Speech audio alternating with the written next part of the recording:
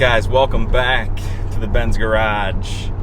Today, if the camera isn't shaking enough, that is a bad angle, man. It's shaking so much. Well, it's gonna have to work for now, guys. Today I'm in a 2015 Lancer Evolution. I'm taking advantage of my car being in the shop for the airbag recall and the cross member rotting out, basically, is what I got a note for. But anyway, we're in the 2015 Lancer Evolution. This one's used. It's got 4,000 miles on it. It's currently for sale at Art Moran Mitsubishi in Southfield, if anybody's local. This is my quick drive / review of the Evo 10. First thing I notice right when I get in this car are the seats. Of course, all the 2015 Evolutions do not come with Recaro seats. It's really a bummer. I love the Recaro seats, and I wanted to experience the Evo 10 Recaro from 2008 to 2013 or 14, but unfortunately it's not gonna happen, so we're gonna have to deal with these. They're comfy, the seats are very comfy, but they're not Recaros. They definitely don't hug you like Recaros do.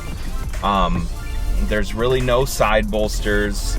There's really no lumbar or thigh support. It's really disappointing, to be honest, for an Evolution. Other than that, though, the interior is very solid. It's very plasticky, but it's solid. It's not like you're expecting much, especially myself owning an Evo 8. You know, they didn't really upgrade too much. The steering wheel feels a lot better. The radio looks a lot nicer. It's a nice touchscreen radio. Right now I'm in the GSR model. I didn't mention that. It's the 5-speed. It's very similar to my car. This has the all-wheel control. It has a traction control button, which are two buttons that I don't have in my Evo 8. With it not being an MR, the all-wheel control buttons only came in the MR. And traction control, I'm pretty sure, was introduced in the Evo 10. Steering wheel, as I said, it feels nice. It looks really nice too. There's a lot of buttons on it. It's kind of confusing when you first glance at it, but I can see if this were your daily driver, or this is the car you would own, you'd get used to it pretty quickly. I mean, coming from the Evo 8, it's bare. It has nothing on it. It has no cruise control, no radio control button. It has nothing. So this is definitely a big change. Another first impression of driving it here, this is Michigan roads. It's not the smoothest road, so I mean, I'm sure you can tell in the camera view itself, but it's soft. I mean, my car feels like a race car, and it's got the factory shocks. No upgraded shocks, no coilovers. It feels like a race car as it sits. This thing, I mean, I'm able to talk to you guys at a normal voice, and there's no rumble from the tires, there's no exhaust weird noise, although it does kind of sound like it has maybe a downpipe or something on this used model. I don't think it does, but it kind of has a really low note when you're accelerating through the gears.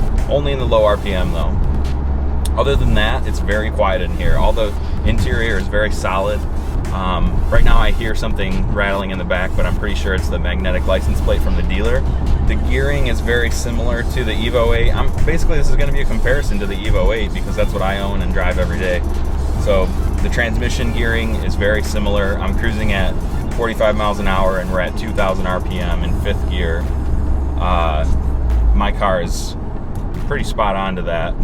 I cruise around and I try to stay in 4th, but there's just no chance. You gotta get to an open spot and see how much power this thing has. 291 crank horsepower. That might be the final edition though, and that's what this one is not. This one is just a factory Evolution GSR. We'll get out of this traffic area and take it on some turns and accelerate and see how it feels compared to my Evo 8. Now, my Evo 8 is not stock, so this thing could feel very slow compared to it. If I were used to driving an Evo 8, factory Evo 8, not modified, then maybe this would feel quicker or similar. But first impressions, I'm not impressed, guys.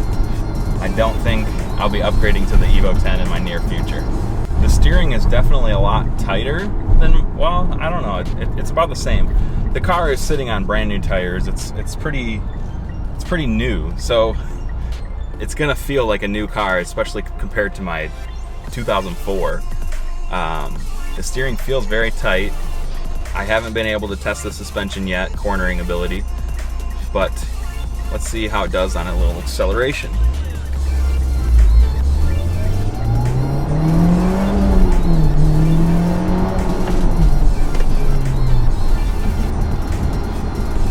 You know, it's decent. It has some pickup.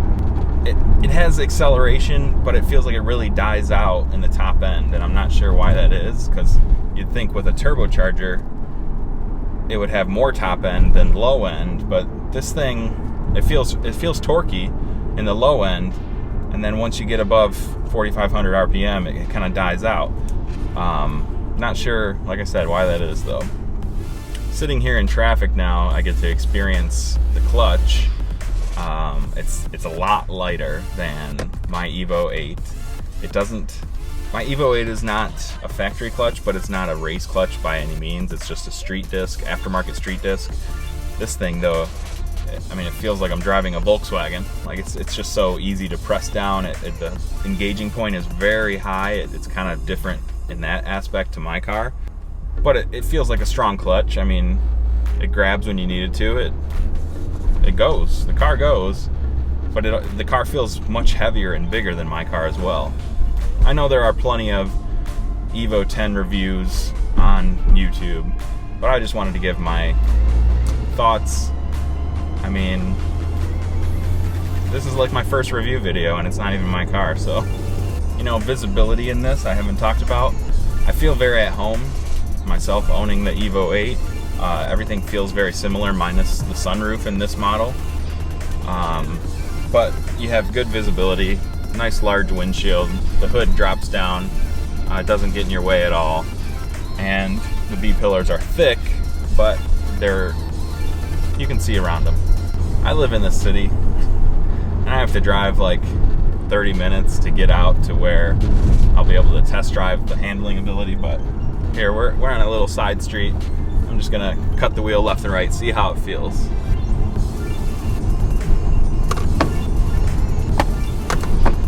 There's a lot of body roll. You know, for it being Evolution, you don't expect it to be that drastic. It's not, it's factory suspension, I don't know, but like I said, the car rides so much softer than my Evo, so I'm not really surprised. One thing that I find very similar between the two Evos are definitely the brakes. The brakes are very good on this thing. They stop on a dime, and they feel very solid, very solid. All right, guys, well, I know this wasn't the best review. We've pretty much taken the slowest roads in Michigan. I'm turning onto a fast road now. Maybe then I can get on it a little bit. I want to feel this power. I want to compare it to my Evo 8. I hope you enjoyed this. It was my first attempt at a quick little review drive video. If you did, please hit the thumbs up button. Subscribe if you haven't already. This has been an episode of the Benz Garage. I'm Shaun Benz, and we'll see you guys in the next video. Thanks for watching.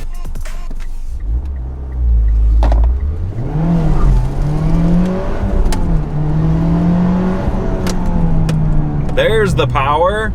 It actually felt like it had power at that point. That was nice. Had to really get the revs up. I didn't launch the car. I almost did, but it actually felt good. That was nice. Let's do it one more time.